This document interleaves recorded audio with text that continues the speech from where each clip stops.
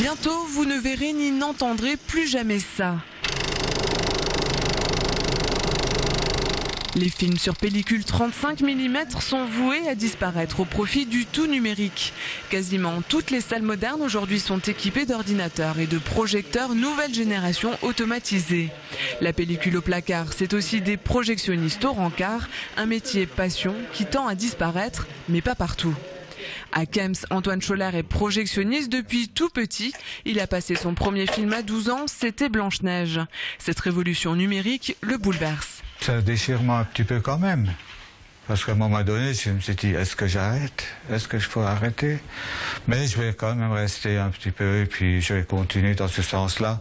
Mais bon, c'est quand même pas la même chose, pour moi personnellement. Parce que c'est la nostalgie de la pellicule.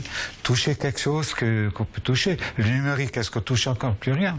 Il y a juste à mettre le disque dur, on presse sur le bouton, puis après ça démarre. Hein. Les distributeurs de films imposent le numérique aux salles de cinéma, obligés de casser leur tirelire pour du matériel dernier cri. Imaginez la note pour le petit cinéma de Kems, 60 000 €. Ça fait cher le dernier Spielberg pour une commune de 5 000 habitants. Problème, l'offre s'amenuise. Là pour l'instant, pour ce qui est de la projection 35 mm, on tiendra plus très longtemps parce que par la CRCC, l'offre de films se raréfie parce qu'il y a des distributeurs qui ne proposent plus de bobines 35 mm. Et donc on n'aura pas le choix, ou alors on n'aura que le choix entre un ou deux films. Et si en plus on voulait pas les passer, on n'a plus de choix du tout. Le contraste est saisissant.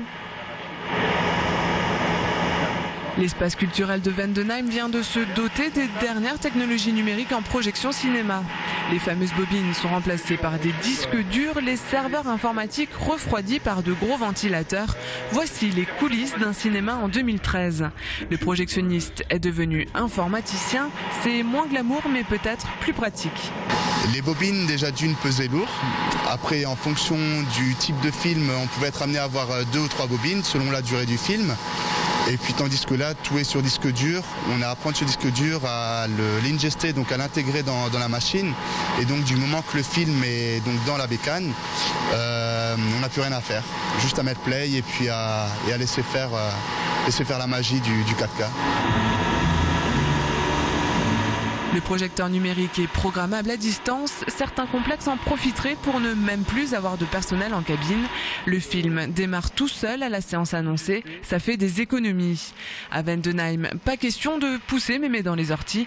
On le garde, le projectionniste informaticien. Dieu merci, la machine qui prend souvent le pas sur l'humain, mais elle ne peut pas se passer de l'homme, encore de l'humain. D'une manière froide, on pourrait se dire, bien aujourd'hui, pour passer un film, il faut être informaticien. Il faut manier l'anglais, il faut avoir des notions d'internet, du téléchargement, il faut savoir ce que c'est qu'une clé USB, un DCP, etc., etc. Là, c'est pas faux que le métier, par rapport à l'image traditionnelle qu'on peut avoir du projectionniste, là effectivement il y a une vraie rupture qui se passe. Quant à l'arrêt du projectionniste, non, parce que l'homme aura, et heureusement, cette machine a besoin de la patte, et pas simplement de la main humaine, mais aussi de sa tête. À Mulhouse, le Palace s'est doté de projecteurs numériques en 2012. Sur les 8 employés, 3 ont été licenciés la même année.